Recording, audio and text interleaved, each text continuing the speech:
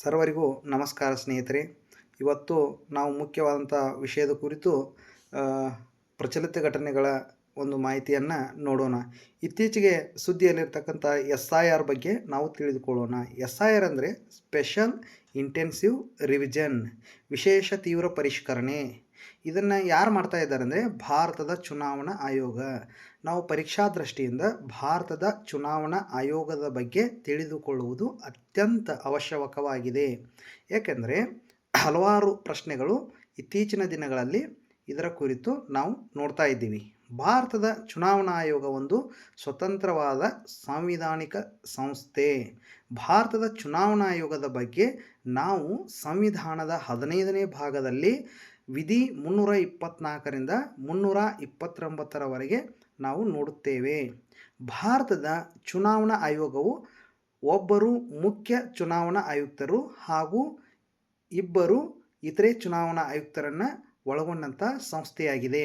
ಈ ಒಂದು ಚುನಾವಣಾ ಆಯೋಗದ ಮುಖ್ಯ ಆಯುಕ್ತರ ಒಂದು ಏನಪ್ಪ ಅಂದ್ರೆ ಅಧಿಕಾರಾವಧಿಯು 6 ವರ್ಷಗಳು ಅಥವಾ 65 ವರ್ಷಗಳವರೆಗೆ ಇದೆ.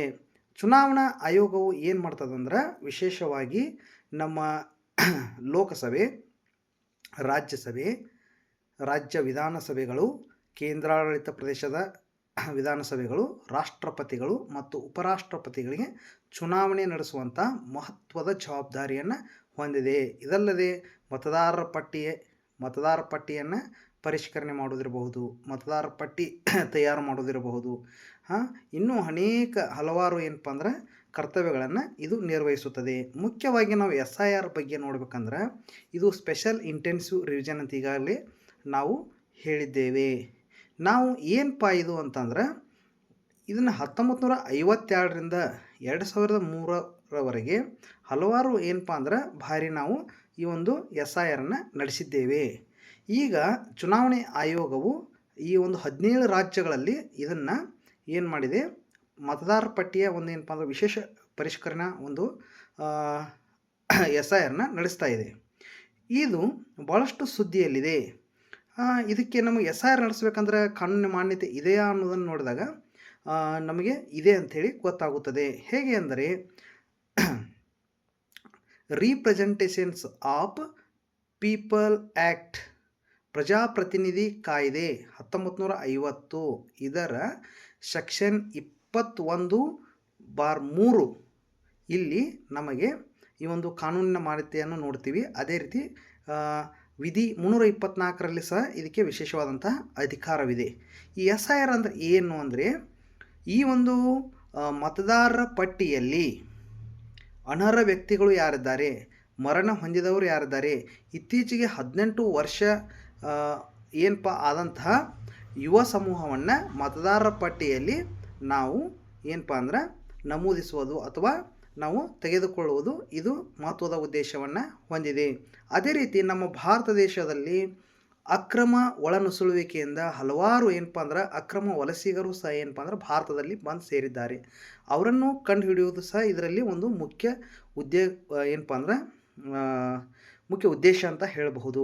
ಅದೇ ರೀತಿ ಇನ್ನೂ ಏನು ಮುಂದುವರೆದು ಹೇಳ್ಬೋದಂದರೆ ಇದಕ್ಕೆ ನಾವು ಡಬಲ್ ಎಂಟ್ರಿ ಅಂತ ಕೇಳ್ತೀವಿ, duplication of the voter list. ಹೆಂಗಂದರೆ ಒಬ್ಬ ವ್ಯಕ್ತಿ ಒಂದು ಕಡೆಯಿಂದ ಇನ್ನೊಂದು ಕಡೆಗೆ ಏನಪ್ಪ ಅಂದ್ರೆ ಉದ್ಯೋಗವನ್ನು ಅರಿಸಿ ನಗರಗಳಿಗೆ ವಲಸೆ ಹೋಗುವುದನ್ನು ನಾವು ನೋಡ್ತೀವಿ. ಈ ಒಂದು ನಗರಗಳಿಗೆ ವಲಸೆ ಹೋದಾಗ ಏನಪ್ಪ ಅಂದ್ರೆ ಅಲ್ಲಿ ಒಂದು ವೋಟರ್ ಲಿಸ್ಟಲ್ಲಿ ತನ್ನ ಹೆಸರು ಇರ್ಬೋದು ಅಥವಾ ಇಲ್ಲಿ ಒಂದು ಇರ್ಬೋದು. ಹಾಗೆ ಎರಡು ಕಡೆ ಒಮ್ಮೆ ಏನಪ್ಪ ಅಂದ್ರೆ ಇರುವಂಥ ಸಾಧ್ಯತೆಗಳಿರೋದ್ರಿಂದ ಅದನ್ನು ನಾವು ತೆಗೆದುಹಾಕುವುದು ಸಹ ಏನಪ್ಪ ಅಂದ್ರೆ ಅತ್ಯಂತ ಮುಖ್ಯವಾಗಿದೆ ಅನ್ನೋದನ್ನು ನಾವು ನೋಡಿದೆ. ಅದೇ ರೀತಿ ಮರಣ ಹೊಂದಿದ ವ್ಯಕ್ತಿಗಳನ್ನು ಆ ಒಂದು ವೋಟರ್ ಲಿಸ್ಟ್ನಿಂದ ಸಹ ಏನಪ್ಪ ಅಂದ್ರೆ ತೆಗೆದುಹಾಕುವುದು. ಅದೇ ರೀತಿ ಈಗ ಏನು ತಪ್ಪುಗಳಾಗಿವೆ ಅನ್ನೋದನ್ನು ನಾವು ಸಂಪೂರ್ಣವಾಗಿ ಏನಪ್ಪ ಅಂದ್ರೆ ದಾಖಲಾತಿಯೊಂದಿಗೆ ಪರಿಶೀಲನೆ ನಡೆಸಿ ಅಂತಿಮ ಏನಪ್ಪ ಅಂದ್ರೆ ಮತದಾರರ ಪಟ್ಟಿಯನ್ನು ತಯಾರು ಮಾಡುವಂಥ ಒಂದು ಏನಪ್ಪ ಅಂದ್ರೆ ಪ್ರಮುಖ ಜವಾಬ್ದಾರಿ ಈ ಒಂದು SIR. ಈ SIRನ ಯಾರು ಮಾಡ್ತಾ ಇದ್ದಾರೆ ಅಂದರೆ ಎಲೆಕ್ಷನ್ ಕಮಿಷನ್ ಆಫ್ ಇಂಡಿಯಾ.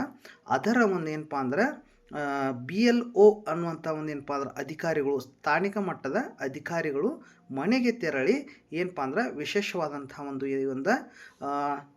ಪರಿಷ್ಕರಣೆಯನ್ನು ನಡೆಸ್ಕೊಡ್ತಾ ಇದ್ದಾರೆ. ಇದರಿಂದ ಏನಾಕೈತೆ ಅಂದ್ರೆ ಭಾರತ ದೇಶದಲ್ಲಿ ಅಥವಾ ಈ ಒಂದು ನಮ್ಮ ರಾಜ್ಯ ವಿಧಾನಸಭೆಗಳಲ್ಲಿ ಏನಪ್ಪ ಅಂದ್ರೆ ಮುಂಬರುವ ಎಲೆಕ್ಷನ್ಗಳಲ್ಲಿ ಚುನಾವಣೆಗಳಲ್ಲಿ ಸ್ವತಂತ್ರ ಮತ್ತು ನಿಷ್ಪಕ್ಷಪಾತ ಪಾರದರ್ಶಕ ಚುನಾವಣೆಯನ್ನು ನಡೆಸುವುದು ಏನಪ್ಪ ಅಂದ್ರೆ ಚುನಾವಣಾ ಆಯೋಗದ ಒಂದು ಮಹತ್ವದ ಏನಪ್ಪ ಅಂದ್ರೆ ಉದ್ದೇಶ. ಇದನ್ನು ಸಾಧನೆಯೆಡೆಗೆ ಈ SIR ಅನ್ನುವಂಥದ್ದು ನಡೀತಾ ಇದೆ. ಇದರ ಕುರಿತು ನಮಗೆ ಪ್ರಶ್ನೆಗಳು ಸಹ ಏನಪ್ಪ ಅಂದ್ರೆ ಉದ್ಭವ ಮುಂದಿನ ಪರೀಕ್ಷೆಗಳಲ್ಲಿ ಆಗುತ್ತವೆ. ಹಾಗಾಗಿ ನಾವೆಲ್ಲರೂ ಇನ್ನೂ ಹಲವು ವಿಚಾರಗಳನ್ನು ಇದರ ಕುರಿತು ಪೇಪರ್ಗಳಲ್ಲಿ ಬರ್ತಾವೆ, ಅದನ್ನು ನೋಟ್ ಮಾಡಿಕೊಂಡು ಎಕ್ಸಾಮ್ಗಳಲ್ಲಿ ಸಕ್ಸಸ್ ಸಾಧಿಸೋಣ ಅಂಥೇಳಿ ಇವತ್ತಿನ ವಿಷಯವನ್ನು ಮುಗಿಸೋಣ. ನಮಸ್ಕಾರ ಎಲ್ಲರಿಗೂ.